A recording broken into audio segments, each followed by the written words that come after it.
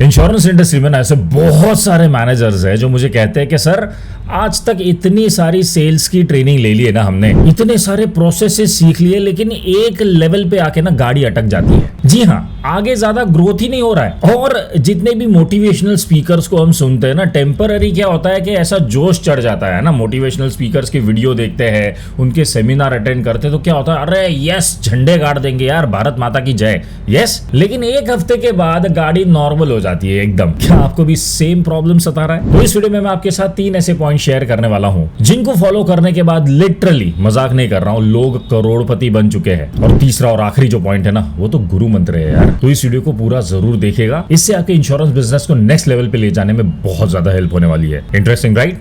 चलिए शुरू करते हैं।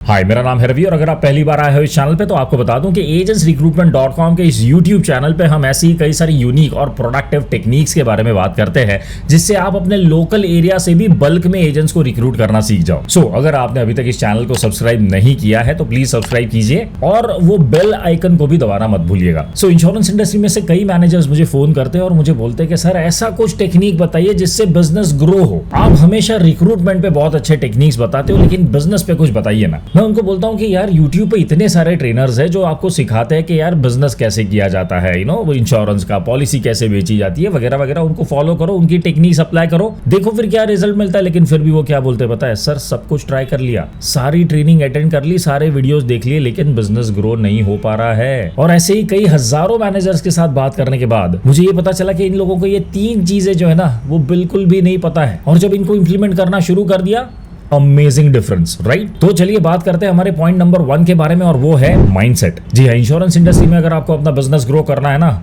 माइंडसेट बहुत ज्यादा जरूरी है, राइट? और माइंडसेट का जो डेफिनेशन है ना, कई लोगों का अलग अलग है ना। माइंडसेट का कई लोगों को मतलब क्या लगता है कि यार पॉजिटिव सोचना शुरू कर दो, दुनिया को अलग नजरिए से देखना शुरू कर दो, जो मुमकिन ही नहीं है वो चीजें सोचना शुरू कर दो तो ऑटोमेटिकली रिजल्ट्स मिलना शुरू हो जाएंगे, ये बोलते हैं माइंडसेट। लेकिन क्या ये सच है? क्या अगर आप अपने आप को एक रूम में बंद कर दोगे और पॉजिटिव सोचना शुरू कर दोगे कि तो क्या रिजल्ट मिलेगा? नहीं मिलेगा, राइट? पॉजिटिव माइंडसेट के साथ पॉजिटिव एक्शंस भी जरूरी है। और ये जो सारी चीजें है ना कि पॉजिटिव सोचना शुरू कर दो, ये करो वो करो, वो सारी मोटिवेशनल बातें हैं, है ना। मोटिवेशनल बातों से बिजनेस नहीं बढ़ता, सही है। इंजेक्शन लगता है मोटिवेशन का, एक हफ्ते का इंजेक्शन लग जाएगा, आप चार्ज हो जाओगे, लेकिन दूसरे ही हफ्ते में गाड़ी नॉर्मल हो जाएगी, आपको पता चल जाएगा कि भाई कुछ भी काम नहीं कर रहा है। माइंडसेट का मतलब क्या होता है? इंश्योरेंस इंडस्ट्री में माइंडसेट का मतलब ये होता है कि सबसे पहले ना आप वो जॉब मेंटालिटी से बाहर निकलो। जी हाँ, अगर आप जॉब कर भी रहे हो ना किसी कंपनी के अंदर, सर मैं तो मैनेजर हूं, सर मैं तो सेल्स मैनेजर, मैं तो डेवलपमेंट ऑफिसर वगैरह वगैरह,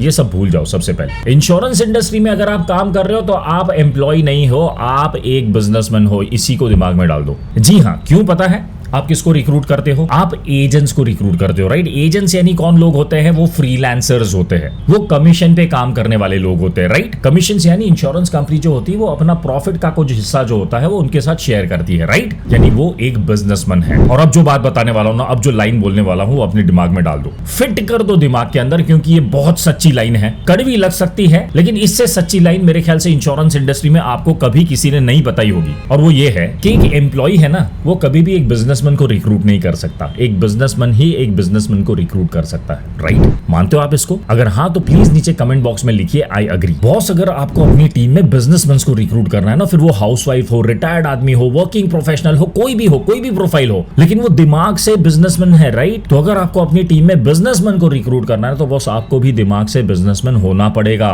तो ही आपकी और उनकी मेंटालिटी मैच होगी, अदरवाइज नहीं होगी। और इंश्योरेंस इंडस्ट्री में recruitment is all about matching your mentality with your prospective agents. और माइंडसेट में ही और एक अच्छा पॉइंट मुझे याद आ गया, वो भी शेयर करता हूं आपके साथ, और वो है कन्विक्शन। जी हाँ, कई मैनेजर्स को मैंने है ना कॉल पे बात करते हुए देखा है, इतने लो कॉन्फिडेंस साउंड करते हैं ना, यानी जो कुछ भी बोल रहे हैं ना उसमें खुद का कॉन्फिडेंस ही नहीं है, उसमें खुद का कन्विक्शन ही नहीं है। अपनी खुद की कंपनी पे, अपने खुद के प्रोडक्ट पे उनका अगर कन्विक्शन नहीं है बॉस, तो सामने वाला कैसे कन्विंस होगा? तो जिसके भी सामने जाके आप बैठते हो ना, आपका क्लाइंट है या फिर प्रोस्पेक्टिव एजेंट है, सबसे पहले दिमाग में ये डाल दो कि आप जो बिजनेस अपॉर्चुनिटी उसको उसको दे रहे हो या फिर आप जो प्रोडक्ट उसको दे रहे हो ना, उससे बेहतरीन प्रोडक्ट दुनिया में नहीं है। ये जज्बा, जब ये कन्विक्शन होता है ना मैनेजर में, तो ऑटोमेटिकली बिजनेस ग्रो होना शुरू हो जाता है, राइट। तो ये था हमारा point number 1, that is mindset. और उसके बाद हम बात करते हैं हमारे पॉइंट नंबर 2 के बारे में, और वो है स्किल्स।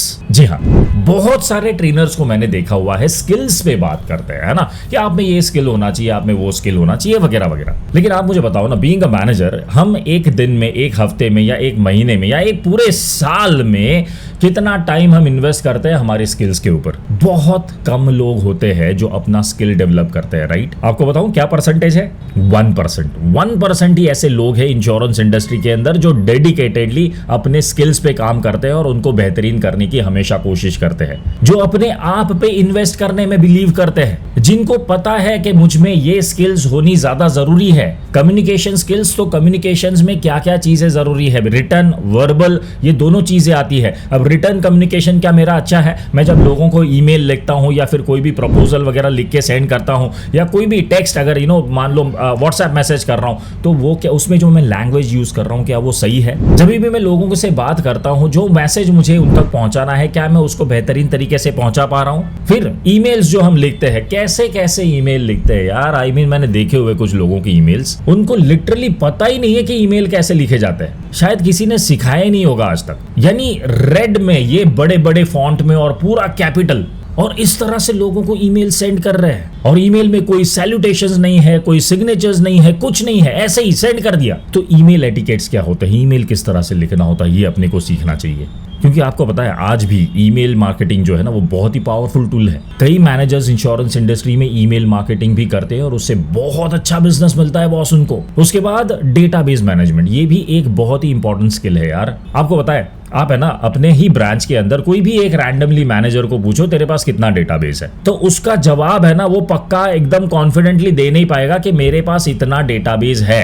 और उसके बाद उसको नेक्स्ट लेवल सवाल पूछो, उसको पूछो उसमें से कितना यूज हो चुका है और कितना यूज होना बाकी है। जब तक इन चीजों पे आपका होल्ड नहीं है, इन चीजों पे जब तक आपका कंट्रोल नहीं है ना बॉस, आपका बिजनेस आपके कंट्रोल में है ही नहीं। ग्रो करने के बारे में तो भूल जाओ आप। पहले जो बिजनेस है ऑलरेडी उसको तो कंट्रोल में लेके आओ। आपको पता ही नहीं है कितना डेटाबेस है, कितना यूज हो चुका है, कितना यूज करना बाकी है, और उसमें से कितना रिजल्ट मैं निकाल सकता हूं। अगर यही जो नंबर्स होते हैं ना, ये आपके फिंगर टिप्स पे नहीं है, तो boss it will be very difficult for you in insurance industry. Honestly बताता हूं, मैं मजाक नहीं कर रहा हूं। इंश्योरेंस इंडस्ट्री में अगर सक्सेसफुल होना है ना बॉस, ये बेसिक चीजें होनी जरूरी है। Do you agree?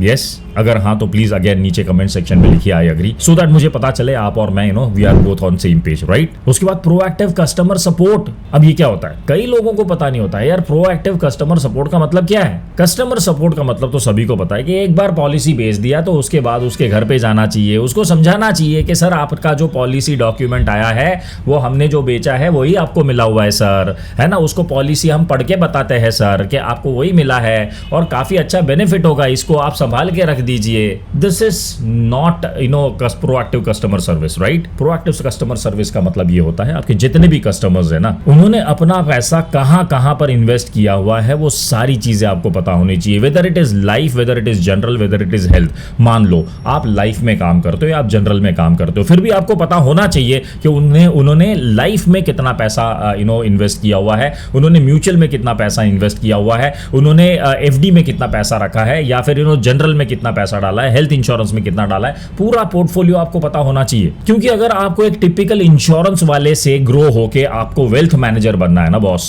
आपको एक सीए की तरह काम करना है, तो आपको आपके कस्टमर के पूरे पोर्टफोलियो के बारे में पता होना चाहिए, क्योंकि उसी के बाद आप उसको रेकमेंड कर पाओगे कि भाई म्यूचुअल फंड में आपने बहुत ज्यादा डाल दिया है, अब थोड़ा सा इन्वेस्टमेंट आपको डाइवर्ट करो लाइफ इंश्योरेंस में, थोड़ा जनरल इंश्योरेंस में डाइवर्ट करो, ये आप उसको सजेस्ट कर सकते हो। और ऐसे ही सजेशंस के लिए लोग भूखे हैं भाई, ऐसे सजेशंस आज कोई नहीं दे रहा है। क्यों? क्योंकि लाइफ इंश्योरेंस का कोड लेके बैठा है एजेंट, लाइफ इंश्योरेंस में काम कर रहा है मैनेजर, बस उसी की सलाह दे रहा है, दैट्स इट। क्या किसी भी मैनेजर ने, आप मुझे बताइए, लाइफ, जनरल, हेल्थ जो भी है, किसी भी मैनेजर ने किसी भी क्लाइंट को कभी ये सलाह दी है कि भाई यू आर ओवर इंश्योर्ड, आपने बहुत ज्यादा इंश्योरेंस ले लिया, इतने इंश्योरेंस की आपको जरूरत नहीं है? कभी ऐसी सलाह दी है? नहीं देता है ना। क्यों देगा यार मैनेजर? क्योंकि उसका टारगेट खत्म हो रहा है यार। अपने क्लाइंट का पैसा बर्बाद होता है तो हो जाए यार, मेरा टारगेट मुझे कंप्लीट कंप्लीट करना है, right? This is the attitude. तो ये स्किल्स होने बहुत ज्यादा जरूरी है। फिर सोशल मीडिया ब्रांडिंग। जी हाँ, मैं सोशल मीडिया मार्केटिंग नहीं बोल रहा हूँ, मैं सोशल मीडिया ब्रांडिंग बोल रहा हूँ। क्यों बोल रहा हूँ? क्योंकि सोशल मीडिया मार्केटिंग हर किसी को पता है क्या क्या चीजें करनी होती, लेकिन सोशल मीडिया पे अगर आपने ये दिमाग में डाल दिया कि मुझे अपना ब्रांड क्रिएट करना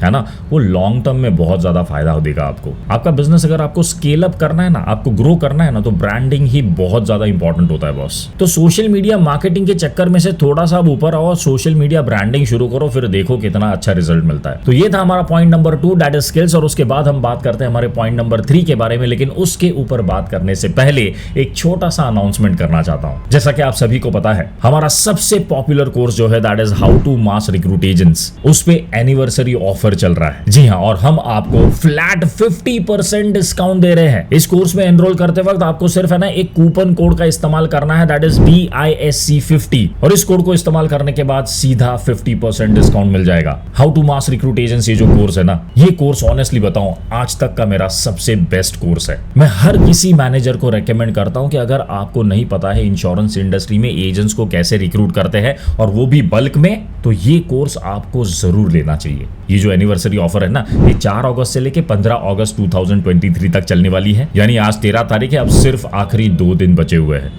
इस कोर्स में अगर आपको एनरोल करना है तो इसका जो लिंक है मैंने नीचे डिस्क्रिप्शन में दे दिया है, उसके ऊपर आप क्लिक कीजिए और अपने आप को अभी ही इस कोर्स में एनरोल कीजिए। तो हम बात करते हैं हमारे पॉइंट नंबर 3 के बारे में, और वो है स्ट्रैटेजी। इंश्योरेंस इंडस्ट्री में ना कई मैनेजर्स को मैंने देखा हुआ है, उनकी एक ही स्ट्रैटेजी होती है कि कंपनी में से और ब्रांच में से हमको जो टारगेट मिला है ना, उस टारगेट के पीछे दौड़ते रहो, बस यही स्ट्रैटेजी है। और ये स्ट्रैटेजी अपनाने वाले लोग कितना ग्रो कर पाते हैं इंश्योरेंस इंडस्ट्री में हम सभी को पता है, राइट? तो एक्चुअली आपका स्ट्रैटेजी कैसा होना चाहिए? देखिए, सबसे पहले है ना, मैनेजर्स को मैं हमेशा रेकमेंड करता हूं कि थोड़ा सा यार बैठो, सोचो और थोड़ा प्लान करो, कि आपका बिजनेस नंबर्स क्या है, आपको आपका बिजनेस चलाना कैसा है, उस पर थोड़ा सा सोचो ना। मान लीजिए आपका जो फाइनेंशियल टारगेट है वो है 5 लाख, राइट? अब 5 लाख को अचीव करने के लिए आपको कितने एजेंट्स की जरूरत है? आपको पता है कई मैनेजर्स मुझे फोन करते हैं, मेरे वीडियोस देखने के बाद बहुत ज्यादा जोश चढ़ जाता है, बोलते हैं सर आपके वीडियोस देखे मजा आ गया, जो स्ट्रैटेजी आप बताते हो अमेजिंग स्ट्रैटेजी है, और इस वजह से मैं अपनी टीम में 100 लोगों को रिक्रूट करना चाहता हूं, 200 लोगों को रिक्रूट करना चाहता हूं, 500 1000 लोगों को रिक्रूट करना चाहता हूं। मैं उनको बोलता हूं ग्रेट, बहुत अच्छी बात है,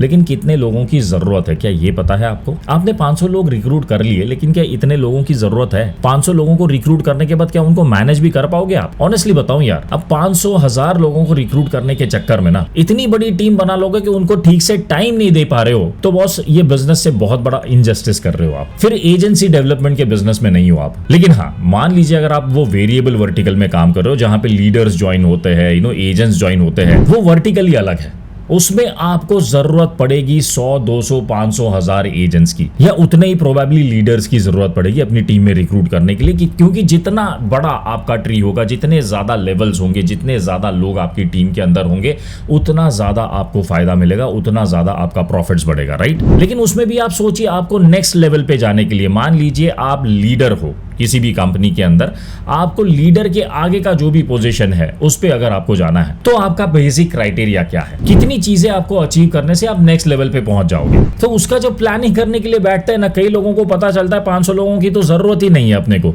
20 लोगों से ही काम खत्म हो जाता है। तो मेरे कहने का मतलब यह है कि उतने ही लोगों को रिक्रूट करो भाई, जितने लोगों को आप मैनेज कर सकते हो और जितने लोगों की जरूरत है, क्योंकि ज्यादा लोगों को रिक्रूट करोगे ना तो टीम में इनएक्टिव लोग ज्यादा होंगे, राइट? और जितने ज्यादा इनएक्टिव लोग, उतना ज्यादा नेगेटिविटी फैलेगा टीम में। तो ये थे हमारे 3 पॉइंट्स जो बहुत ही ज्यादा जरूरी है अगर आपको इंश्योरेंस इंडस्ट्री में अपना बिजनेस को ग्रो करना है। लेकिन आप मुझे बताइए ना, आपके हिसाब से आपको क्या लगता है, इन 3 पॉइंट्स में से सबसे इंपॉर्टेंट पॉइंट कौन सा है? माइंडसेट, स्किल्स या स्ट्रैटेजी? उसका जवाब मुझे नीचे प्लीज कमेंट्स में लिख के बताइएगा, सो दैट मुझे भी पता चले कि आप अपने इंश्योरेंस बिजनेस को ग्रो करने के लिए किसको ज्यादा इंपॉर्टेंस देते हो। और अगर आपको ये सीखना है कि इंश्योरेंस इंडस्ट्री में अपना पर्सनल ब्रांडिंग कैसे किया जाता है, तो उसका एक वीडियो मैंने यहाँ पे लिंक कर दिया है, इसको आप जरूर क्लिक कीजिएगा और पर्सनल ब्रांडिंग कैसे किया जाता है ये जरूर सीखेगा। और उसके बाद अपनी टीम में एजेंट्स को रिक्रूट करने के लिए और एक बेहतरीन वीडियो मैंने यहाँ पे लिंक कर दिया है, उसको भी क्लिक करके जरूर देखिएगा। और ये वीडियो अगर आपको अच्छा लगा है तो इसको लाइक और शेयर जरूर कर देना, और चैनल के सपोर्ट के लिए इसको सब्सक्राइब भी जरूर कर देना। And thank you so much for watching this video. मिलते हैं अगले वीडियो में।